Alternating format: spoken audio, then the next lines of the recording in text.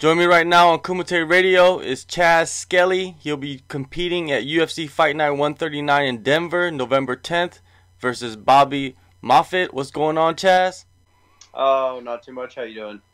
Good, good. How does it feel, getting back into the Octagon after around 18 months on the sidelines, man? It feels good. You never want to take that kind of time off, obviously, but after getting the time off and let my body recover, and I feel good. I'm ready to get in there and get it done. Yeah, you mentioned recovery. After the Jason Knight fight at UFC 211, how beat up was your body? I was fine. I just had a broken arm and a torn, I had Tommy John surgery afterwards. So, I broke my arm during the fight and tore the major ligaments that ran to my elbow. So, that was a lengthy recovery process. How difficult was the process? It wasn't too bad, surgery and then rehab. So, it was a little tough at times, but it's fine. It came back strong, so it wasn't too bad. While doing rehab and recovery, what did you do to keep your days occupied? I don't know. Probably played PUBG. Yeah, I don't know. Hung out at the gym. I try to stay as active as possible. Just did things that I would normally do. I like to. I watch a lot of fight film. I bet on fights. So usually, I watch a lot of film per week just to break down fighters and make some bet choices. So that's kind of what I did. I did a lot of that. Does that help you a lot in your preparations for your upcoming fight? Watching the film? Yeah, I've always been the type of person that watches film, so I like to break my opponent down, kind of see what their tendencies are, and see where they're at, and then try and exploit their weaknesses a little bit. But yeah, I think it's important to watch film. Were you able to keep your weight down during your layoff, or did you enjoy life a little bit and eat what you wanted? No, yeah, I got fat. I probably got fat. Probably get fat. Usually get fat between fights anyways, so drank a lot of beer, ate some pizza. But no, I definitely plumped up a little bit, but it came back down pretty fast once I started training again. Having so much time off, does this return to the Octagon seem like a fresh start to you? No, I feel like I'm just picking up right where I left off. I don't it doesn't feel much like a fresh start at all. It's just back to business as usual. I've been doing this for a long time, and it's just a matter of getting in there and getting it done. Camp's almost over now, so it's almost go time. Just ready to get in there and get it over with. I heard that you were ready to fight since the summer. Why did it take so long for you to get a fight? I'm not sure. I asked, I asked for a few times to be scheduled, and this is just what they gave me. So I don't really know. I'm glad they that it took a while though, because it gave me more time to train and my body to recover. So I'm fine with it. Just go out there. I don't really know what their process is, but I just go out there and fight when I'm asked to fight. So that's all I was thinking about. I was just ready to get one during the summer though. I really would have liked to have fought during the summer, so I could have fought then and then had another fight before the end of the year. But things don't always go the way you want. Outside of your normal training camp, what did you focus on? I think one thing that's important that I've realized, is recovery. Pre and post workout. Pre-workout, just getting ready, getting warm, stretching better, and then post-workout recoveries is important. And listening to your body and training a little smarter, not harder. You know what I mean? So. Yeah, I think I just focus on more just health, overall, my body. You're down at Hard Knocks 365. You got an all-star lineup of coaches and training partners. Other than the names, what else makes that facility such a phenomenal place to train at? I think one of the things that makes it a really good place to train is the atmosphere. It's not there's no drama in there. Everybody just kind of shows up to work. That's kind of the way it is there. It's like you have people working all the time, so it's like there's a lot of hard work there that goes on in that gym. And if you don't come ready to work, then you probably shouldn't come. Because it's hard. It's tough practices, but it's drama free. Everybody's in there to do a job. Everybody's in there to make each other better. I think everybody gets along really well. So when it's not a huge team. So when we go with each other and we see things that, stick out, that somebody's doing, they might need help with, you can just help them. I think as a team, we help each other a lot.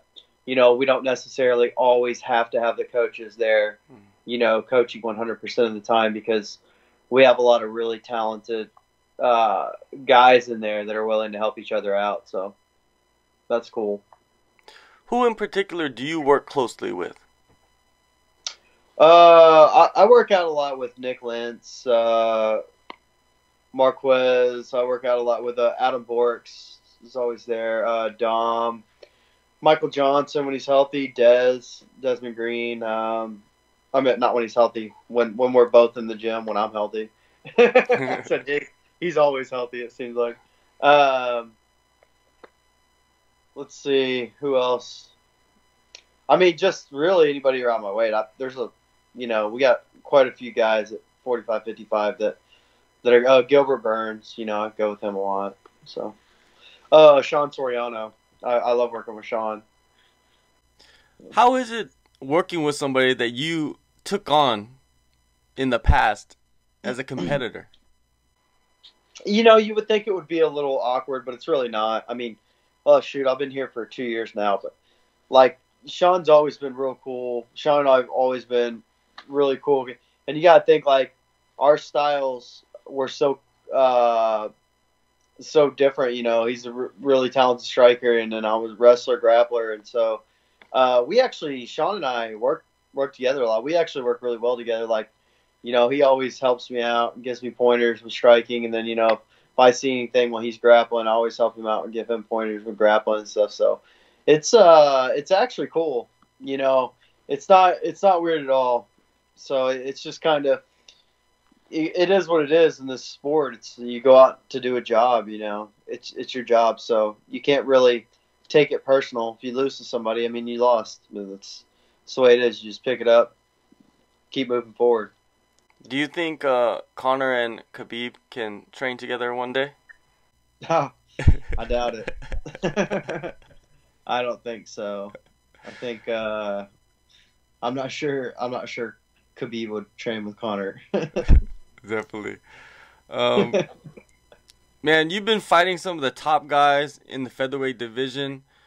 When you were offered Moffitt, were you expecting a bigger name? Honestly, yeah, but I mean, it is what it is. It's not. I mean, everybody's good. Everybody's talented. He's a really talented guy. He's got a lot of wins. It's nothing to me. I get paid the same whether I'm fighting a number 1 ranked guy or a number 100 ranked guy. So I'm just gonna go out there and do my job. I don't really care who it is. I've kind of always been that way. I don't really care what name they give me.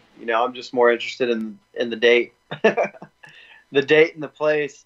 I'd rather my complaint wouldn't be that I'm fighting Bobby Moffett, someone who's not ranked super high. My complaint is that I have to fight someplace that has state tax. I completely understand. Money's money. Yeah. Moffitt, he's a Contender Series guy making his promotional debut. What is your breakdown of his skill set? I think he's a good grappler. He's a tenacious wrestler, good grappler. He's got a good Darce and arm triangle choke. That seems to be his go-to. It's like he's a topside guy. I don't know how he fights off his back. I still have to. There's some fights of his I haven't seen. I've only watched like 2 or 3. But he's tenacious. His striking is just okay. I think he uses striking to get into his takedowns. He throws a lot of overhand right, high left head kicks. I mean, I think his striking's super basic. He used it to get into his wrestling. He just stays moving forward, looking for the takedowns. Yeah, so I guess my breakdown to him would be this wrestler, grappler, takes people down and tries to darce him or arm triangle him, basically. Many would consider you two to have similar strengths. In your eyes, what makes you different from him?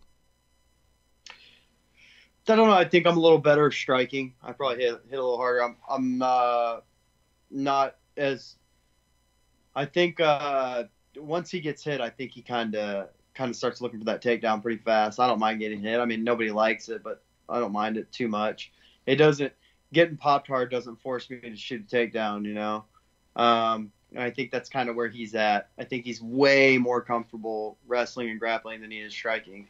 And I feel okay with both spots. I feel okay striking. I feel fine grappling, wrestling. And I think that I'm probably a little bit better of a scrambler. I think once we get into those scrambles, that's where you're going to see me come out on top in the grappling exchanges. UFC Fight Night 139 is in Denver, the Mile High City. What have you done to acclimate yourself to the high altitude?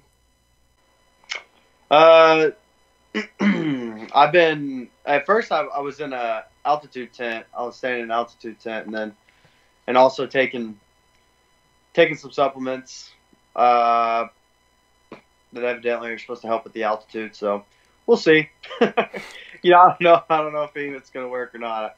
I mean, I've fought in Denver before, and I actually took that fight on short notice. I ended up winning in the end of the second round. I did gas a little in the first in that fight, but then I caught my win pretty easily back in the second. So I don't know. I don't think it's going to be too big of an issue either way. But I have done things to help prepare for the altitude just in case. Maybe even give me a little edge, but we'll see. One last question. You hold the record for the fastest consecutive wins, 13 days. Do you believe this record would ever be broken? I don't know. I mean, maybe if they do a tournament of some sort, like 2 fights in one night. No, I think I'm not sure that it'll be broken. I think that it could be matched, though. I think that somebody could tie it. I think it would be hard to break it, but I do think somebody could potentially tie it. But I don't know. I'd like to see somebody fight. I'd like to see it broken. I'd like to see somebody fight with a faster turnaround. But I don't know. It was tough. That was tough making weight twice in a row like that. Making weight, then kind of blowing back up, and then making weight again. That was one of the harder things I've done. So, somebody does try it. I hope they're not fat like me. Well, I think that's what makes it so difficult for someone to come along and break that record, is because you did go back down to the same weight class you were at 13 days before, and that's very hard, very difficult, like you mentioned. Yeah, I mean, actually, it was kind of funny because I did it, I fought, and then I kind of was going out. I went out with my friends that weekend, and then I got the call on like Monday or Tuesday or something after that, and they're like, "Hey, you want to fight again next weekend?" I was like, "Oh, fuck." Like, sure. Yeah, I guess so. And I was already I went in and stepped on the scale, and I was like, oh, no. All right, November 10th, UFC Fight Night 139 in Denver. Chas Skelly takes on Bobby Moffett. Thanks for your time, Chas, and good luck, man.